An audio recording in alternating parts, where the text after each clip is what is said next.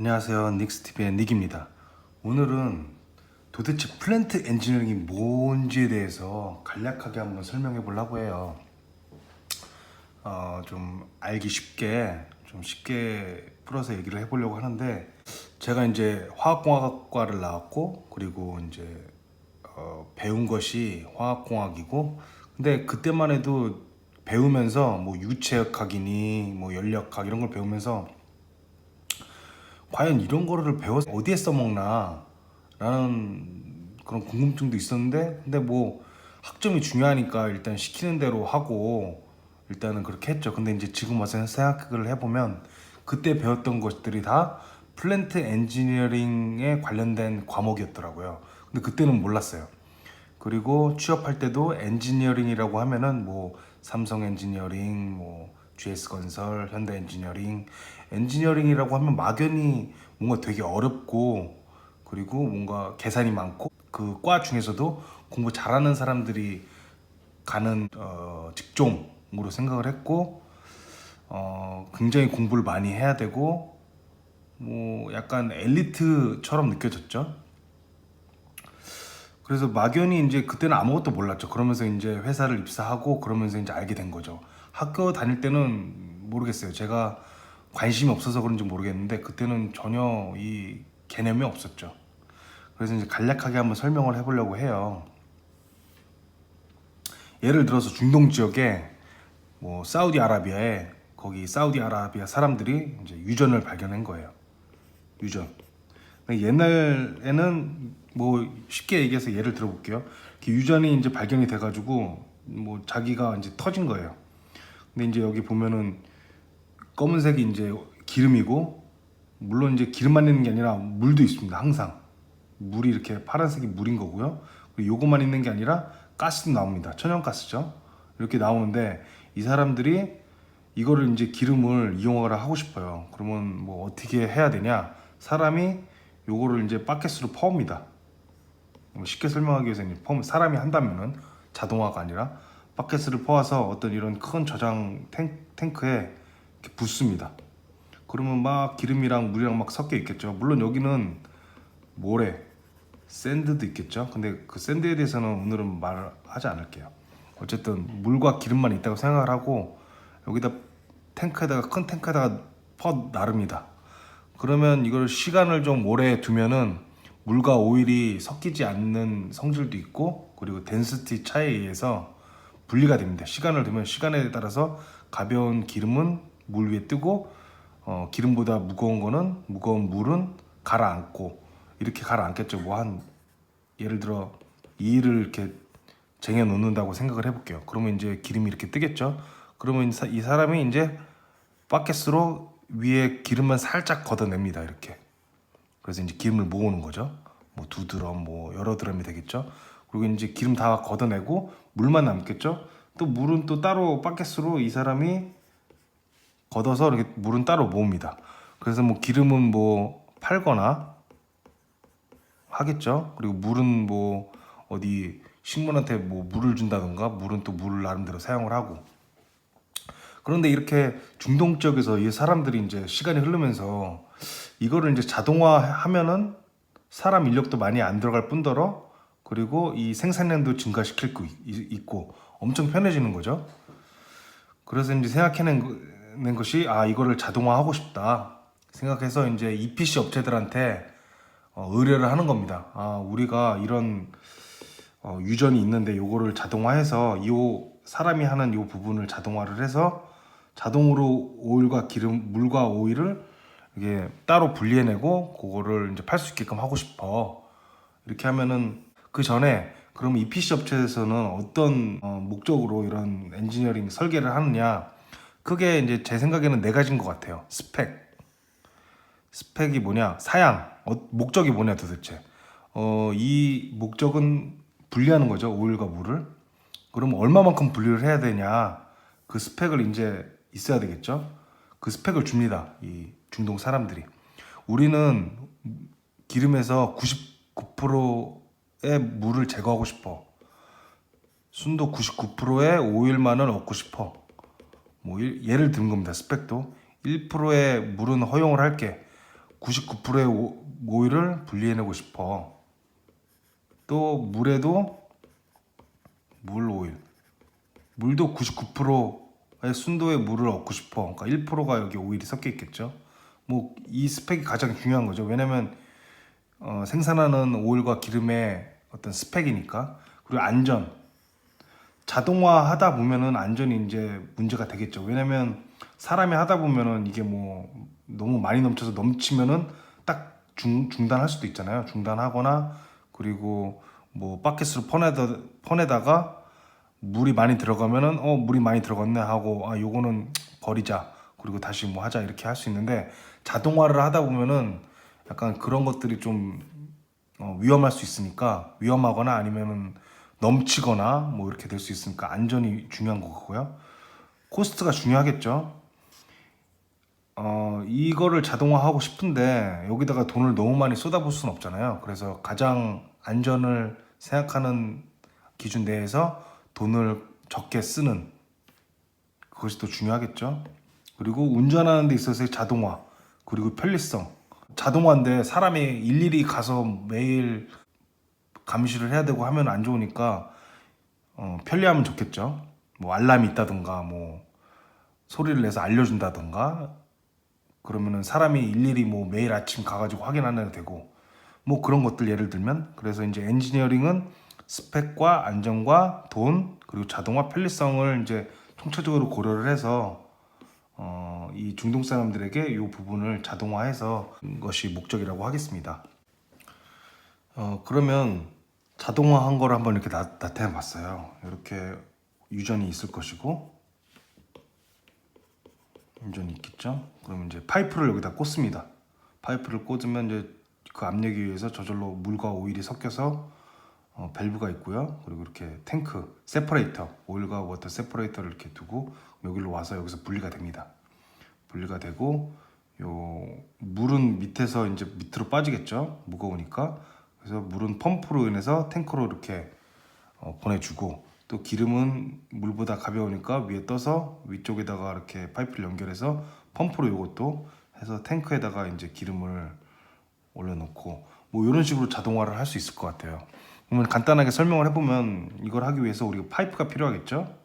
그리고 밸브가 필요할 거고요. 이거를 뭐 유량을 조절한다던가 밸브가 필요할 것이고, 이렇게 오일 워터 세퍼레이터가 필요하겠죠. 왜냐하면 시간을 두고 이게 오일과 물이 분리되게끔 해줄 수 있는 이런 장치가 필요할 거고, 그리고 이제 여기는 보이잖아요. 사실은 이게 보이지가 않죠. 왜냐면 파이프는 스틸이니까. 그래서 이게 탱크도 스틸이기 때문에 그 안에 어떤 일이 일어나는지 알 수가 없습니다. 그래서 이렇게 이제 레벨 게이지 뭐 트랜스미터를 설치하는 거죠. 그래서 보면 예를 들면 이제 여기가 유리입니다.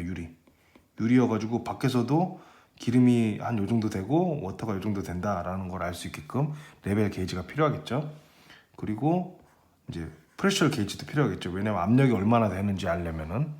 그리고 요거를 또 보내주려면 펌프가 또 필요하겠죠. 왜냐면 옛날에는 사람이 날랐는데 이제 펌프를 이용해 가지고 자동으로 탱크로 갈 수 있게끔 펌프가 또 필요하겠고, 워터 펌프, 오일 펌프, 탱크가 필요하겠죠. 저장하는. 여기서 분리해냈으니까 물만 저장하는 워터 탱크가 필요할 것이고, 오일만 저장하는 오일 탱크가 필요할 것이고, 또 요 세퍼레이터를 이제 이게 스틸 베셀인데, 요거를 또 여기다가 땅에다 설치하기 위해서는 이제 파운데이션이 필요하겠죠. 콘크리트 쳐가지고 파운데이션. 왜냐면 이제 뭐 집안 약화라든지 깔아앉지 않게 콘크리트도 필요할 것이고, 요거 이제 서포트, 요거를 이제 받치는 철 구조물 있잖아요. 그런 서포트가 필요할 것이고, 이제 간단하게 파이프를 표현했지만 얘는 거리가 굉장히 멀 수도 있습니다. 이게 뭐 짧게는 뭐 몇십 미터에서 길게는 몇 킬로미터 뭐 이렇게 될 수, 물론 이제 가깝겠죠. 이 부분은. 그리고 파이프가 이렇게 있으면 또 파이프도 이제 서포트가 필요하겠죠. 이게 뭐 흔들리거나 그런 걸 잡아주기 위해서 서포트가 필요할 것이고, 그리고 이걸 자동화 하려면은 컴퓨터가 필요할 것입니다. 컴퓨터가. 왜냐면 뭐 프레셔가 갑자기 너무 높게 올라간다 라면은 이제 여기 뭐 하드 와이어가 있겠죠.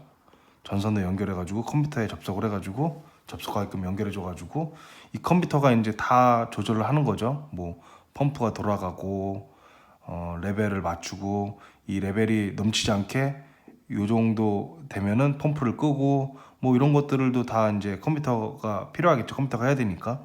그러면 그런 걸 또 볼 수 있는 모니터가 또 필요하겠죠. 모니터. 또 이런 컴퓨터라든지 모니터는 이제 컨트롤 룸, 우리 실내에 이제 위치를 하겠고요. 그리고 또 펌프를 돌리려면은 전기가 필요하겠죠.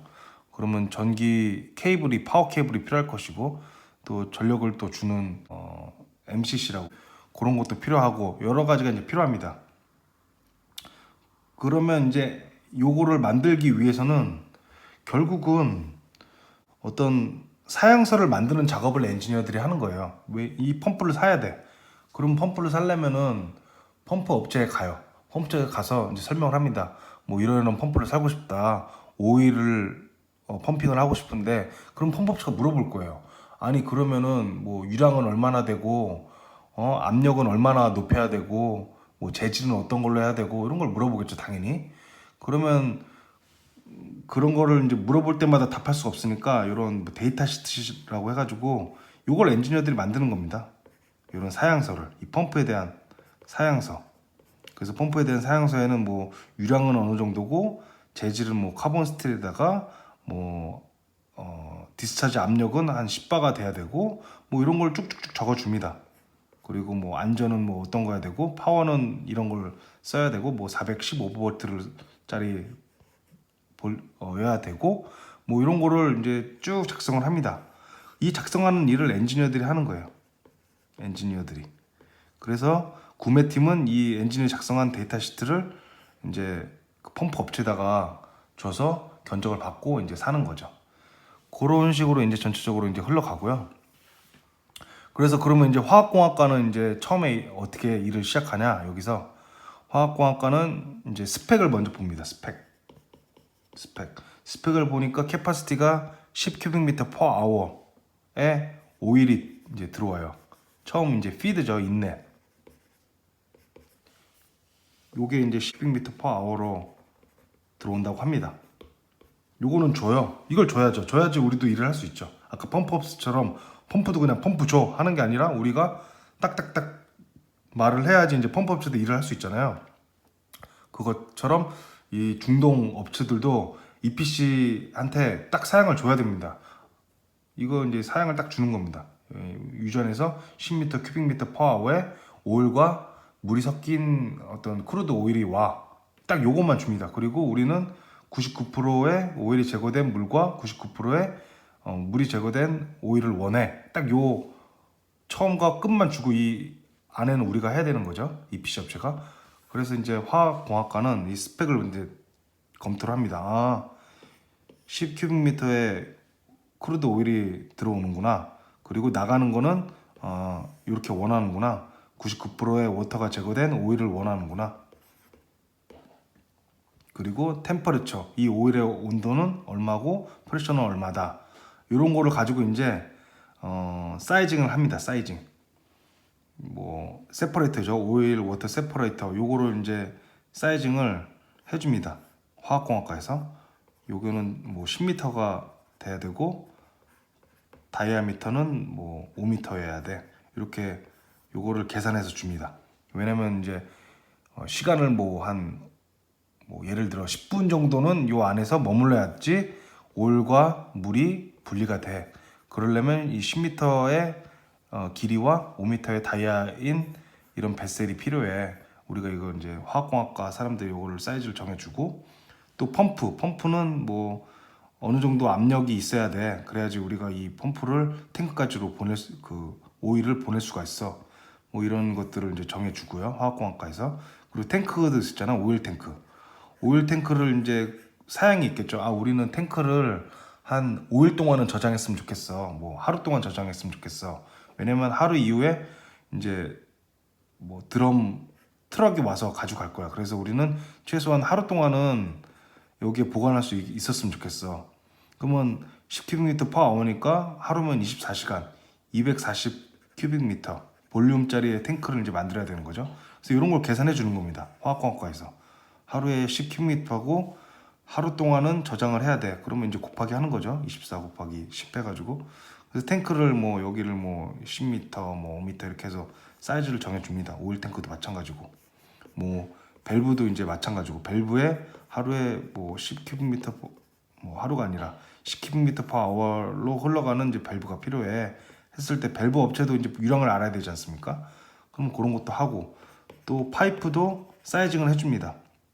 뭐 10인치, 뭐 12인치. 왜냐면 파이프 사이징도 너무 크게 하면 돈 낭비잖아요. 크게 할 필요가 없는데 너무 크게 하면 돈 낭비고, 그렇다고 너무 작게 하면 어떻게 되겠어요? 뭐 여기 침식이 많이 일어나서 금방 파이프가 고장 나겠죠. 그런 걸 다 고려해가지고 사이징을 해줍니다. 10큐비미터 per hour에 크루드 오일을 보내기 위해서는 10인치의 파이프 사이즈가 적당해. 너무 크지도 않고 작지도 않고 적당해. 요런 거를 이제 화학공학에서 정해줍니다. 그럼 이걸 정해주면은 기행공학과에서 이제 특히 기행학과 파이핑 팀에서 화학공학과에서 준 템퍼러처와 프레셔를 가지고 이 파이프도 그냥 얇게 만들지는 않잖아요. 그래서 요 thickness 두께를 계산하는 거예요. 온도 뭐 85도씨, 압력 뭐 20바를 견딜 수 있게끔 두께를 정합니다. 왜냐면 이걸 두께를 너무 지나치게 많이 한다 하면 코스트 낭비죠. 그렇다고 이걸 너무 얇게 한다 그러면 이게 터질 수가 있겠죠. 압력 때문에. 안전의 문제죠. 그래서 가장 최적화된 그 두께를 찾는 게 이제 기계공학과에서 하는 일 중에 하나입니다. 물론 엄청 많죠. 쉽게 설명하기 위해서 이렇게 말을 하다 보면은 이제 화학공학과가 이거 뭐 이런 thickness를 계산하지 않습니다. 기계공학과에서 화학공학과로부터 받은 온도, 압력 가지고 이제 이런 파이프의 thickness라든지 바이브레이션, 또 스트레스 같은 걸 이제 계산을 하는 거죠. 뭐 하이드로 테스트를 하거든요. 나중에 이제 이 파이프를 만들면 이제 이게 과연 버틸 수 있냐, 이 압력, 이 온도에서 물을 채우고 이제 압력을 올립니다. 뭐 그런 하이드로 테스트 프레셔는 1.3배로 해라. 뭐 이런 식으로 이제 사양서를 제작을 합니다. 물론 파이프에도 사양서가 있습니다. 다. 그런 일을 하고 파이핑 팀에서 또 밸브 같은 거 재질, 뭐 스테인리스 스틸이냐, 카본 스틸이냐 이런 거에 따라서 이제 여기 구체적인 뭐 ASTM 이제 뭐 316L 뭐 L에서도 뭐 구체적으로 들어가서 그런 거 스테인리스 스틸 그런 걸 해주고요. 그리고 또 다른 기계학과가 파이핑 팀에도 갈 수 있지만 스테이셔너리라고 해가지고 이런 뱃셀이라든지 움직이지 않는 것들 있잖아요. 기계적으로 탱크 요런 부서로 갈 수가 있는데요. 그러면 이제 탱크를 만드는 기계공학과에서는 무엇을 하냐? 뭐 비슷해요. 물을 이제 여기다 담을 수 있는 그 화학공학과로부터 뭐 사이즈는 받았어요. 뭐 10m로 하래. 10m로 하고 뭐 하이트는 5m로 하래. 여기도 10m로 하고 요거는 받았어요. 그러면 기계학과에서는 요 thickness를 계산하는 겁니다. 탱크의 thickness도 이걸 너무 두껍게 하면은 무겁고 돈 낭비잖아요. 그렇다고 너무 얇게 하면 이제 터져버릴 수가 있고. 그래서 이제 기계학과 베셀 스테인리스 팀에서는 이걸 계산하는 겁니다. 이제 물을 여기까지 채우겠죠. 끝까지 채운다. 그러면 이 밑에 압력은 더 높을 거예요. 왜냐면 이 물의 스태틱 헤드 때문에 이 물의 가장 밑에 쪽에는 우리가 뭐 다이빙 할 때도 깊이 들어갈수록 압력이 높아지잖아요. 그것처럼 물도 뭐 5m 정도 되면은 0.5바 정도가 더 걸리는 거죠. 그래서 요런 거를 계산을 해가지고 다 이 두께가 터지지 않게끔 계산을 이제 기계공학과 팀에서 물론 뭐 재질 같은 것도 여기서 디테일하게 더 들어가는 거고 코드를 뭐 이런 코드를 맞춰라 라는 거를 이제 데이터 시트에다 적어주고요. 그리고 웰딩 같은 것도 어떤 스펙에 맞춰라 라는 그런 스펙도 적어주고요. 기계공학과에서. 그럼 또 다른 기계공학과에서는 이제 아까 스테이셔너리라는 부서도 있지만 펌프, 로테이팅 부서, 이제 로테이팅 회전 부서죠. 회전 쪽만 이제 핸들링을 하는 부서가 또 있습니다. 그럼 일단 펌프도 이제 우리가 데이터 시트를 만들겠죠. 그러면 이제 기계공학과 펌프 로테이팅 팀에서 어떤 걸 하느냐? 뭐 펌프가 이제 여기 실이 있겠죠. 왜냐면 세면 안 되니까 메케니컬 실이라든지 뭐 파워 모터가 있으면 파워. 요거는 뭐 전기공학과도 같이 하는데요.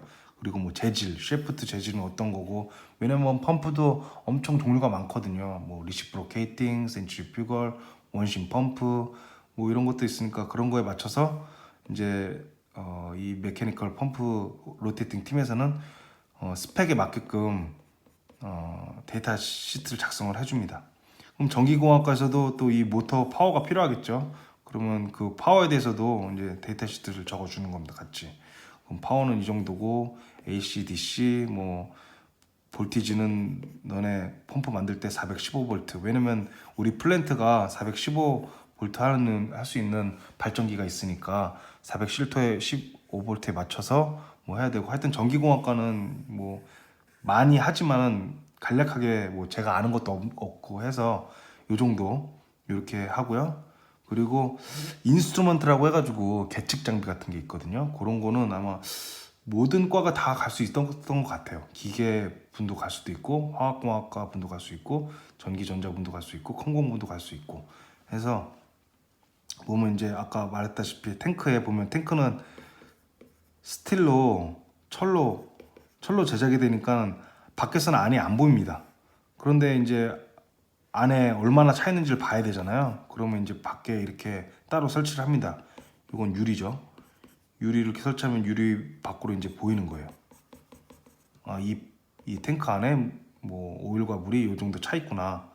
이런 거 레벨 게이지가 있을 수도 있고, 또 프레셔를 알아야 되겠죠. 이 탱크 안에 프레셔 압력, 프레셔 게이지, 뭐 프레셔 트랜스미터. 이 게이지는 그냥 현장에서 볼 수 있는 거고, 트랜스미터라고 하면 요거 신호를 보내줘가지고 컴퓨터로 컨트롤 룸에서도 이제 압력을 볼 수 있게끔 해주는 이제 장치인데, 요런 모든 이런 계측기 관련된 거 있죠. 이런 거는 이제 인스트루먼트 팀이라고 해가지고 개장 팀에서 이런 거를 또 관리를 합니다. 그래서 개장 팀에서도 프레셔 게이지를 살 때도 뭐 데이터 시트가 있어야 되겠죠.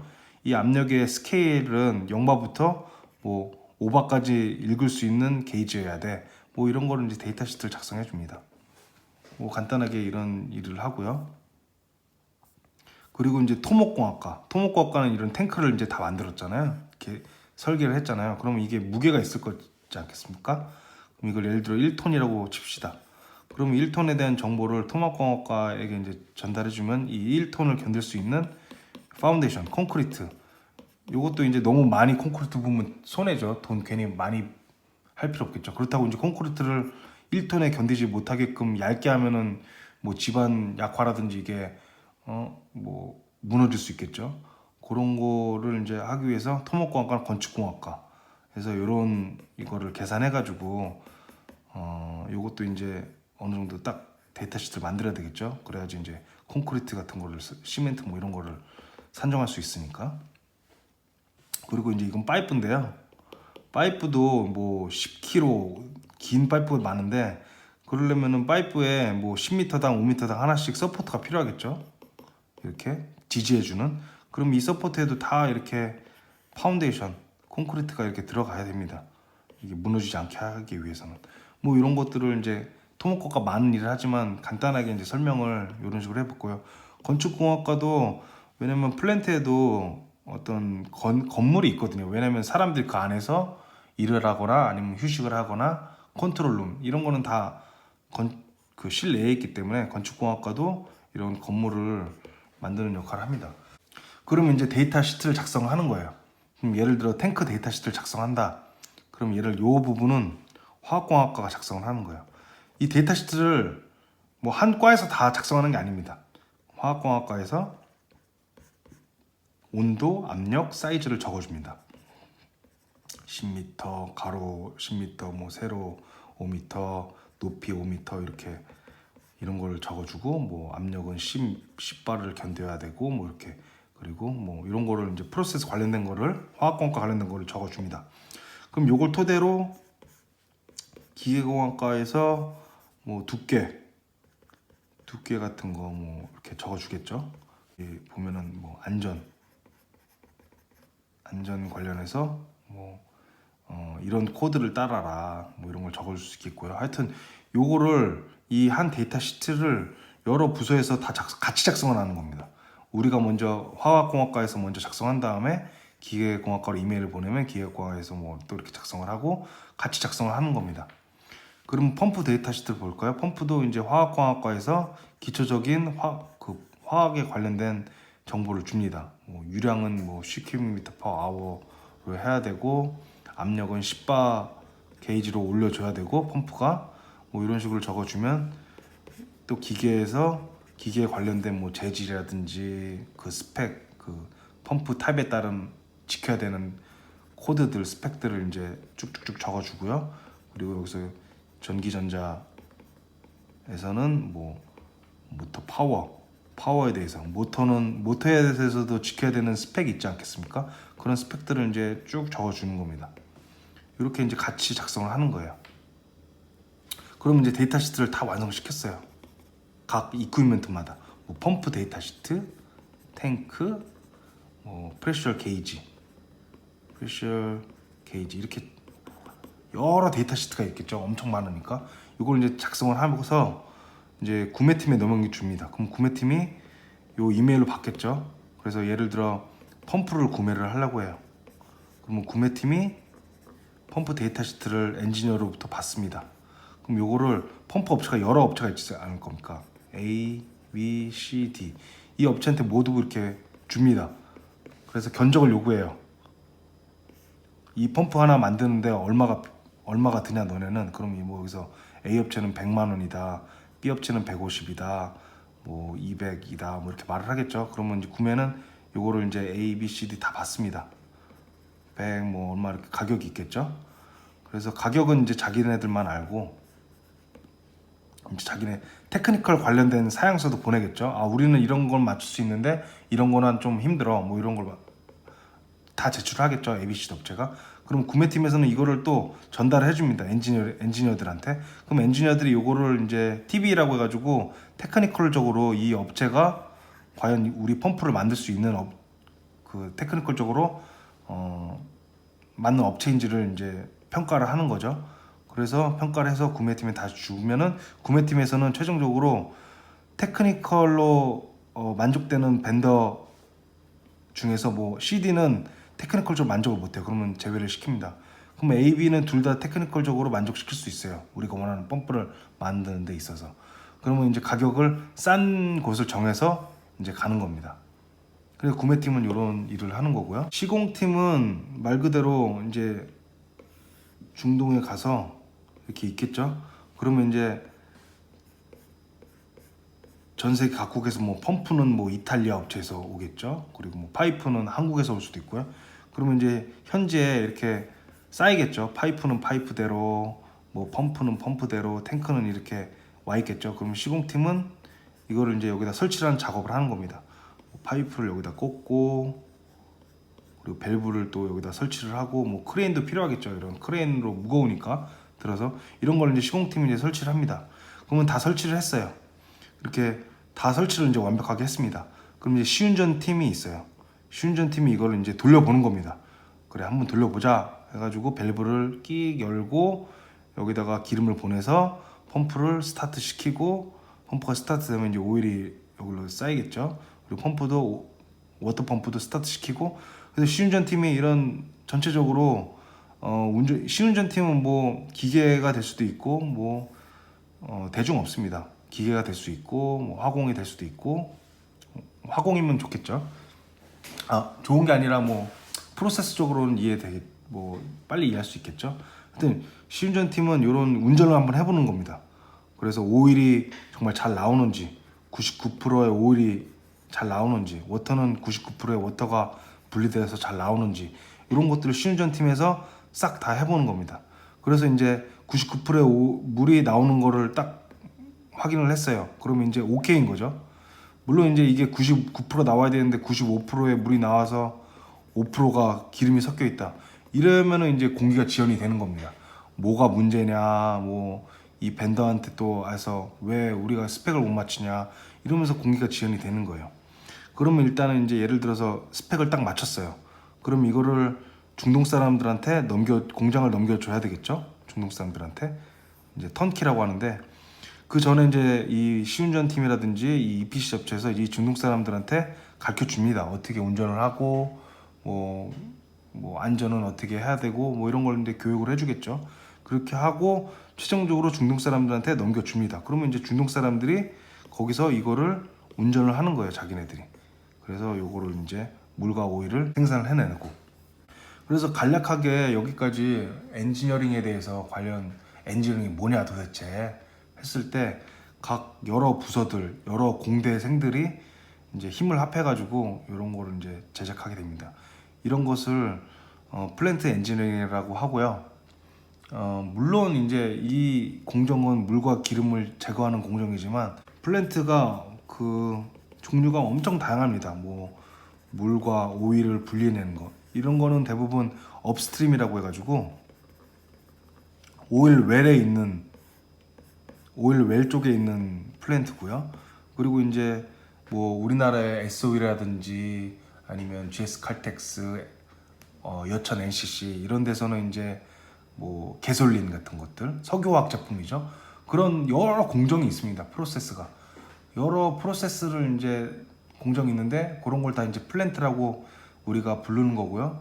그리고 EPC에서는 그런 여러 공정들을 아울러서 아까 말했다시피 자동화하고 안전 그리고 코스트, 돈 그리고 퍼포먼스 이런 세 가지 네 가지를 이제 아우르면서 만족해내면서 플랜트 공장을 제작하는 것이 플랜트 엔지니어링이다라고 말할 수 있겠습니다. 물론 이제 이거는 이제 플랜트 엔지니어링에 대해서 개념이 아예 없으신 분들에 대해서 설명을 한 거기 때문에 뭐 제 말이 현직자 분들이 보기에는 이거 좀 아닌데 하는 걸 수도 있을 거예요. 근데 이제 쉽게 설명하기 위해서 설명하면은 한 요런 개요로 설명할 수 있을 것 같아요. 그래서 아마 엔지니어링에 대해서 개념이 없으신 분들은 아마 이걸 보면은 그나마 조금은 좀 개념을 잡을 수 있지 않을까 생각을 하고요. 왜냐면 저도 대학생 때는 이런 거에 대한 개념 자체가 없다 보니까 뭐 진로를 선택하기도 힘들고 왜냐면 아는 게 없으니까 내가 뭘 해야 될지도 모르고 현직자 아는 사람도 없고 그렇다고 뭐 인터넷에 아무리 뒤져봐도 모르는 내용뿐이고 이래서 많이 힘들었던 점이 있었는데 아마 개념이 없으신 분들은 이걸 보면은 그나마 조금이라도 개념 잡기가 쉽지 않을까 그렇게 생각해 보면서 영상을 올립니다. 감사합니다.